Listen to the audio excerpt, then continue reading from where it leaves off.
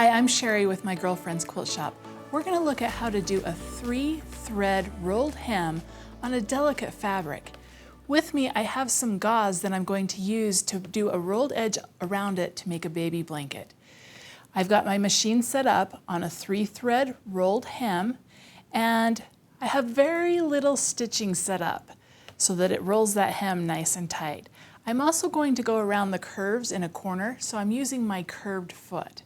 Let's go over and take a look at the machine. All right, we have our machine set up on a 3-thread overlock rolled edge.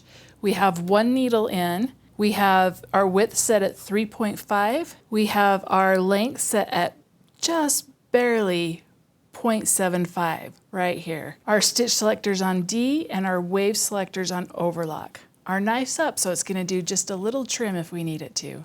Let's take a look at this rolled edge.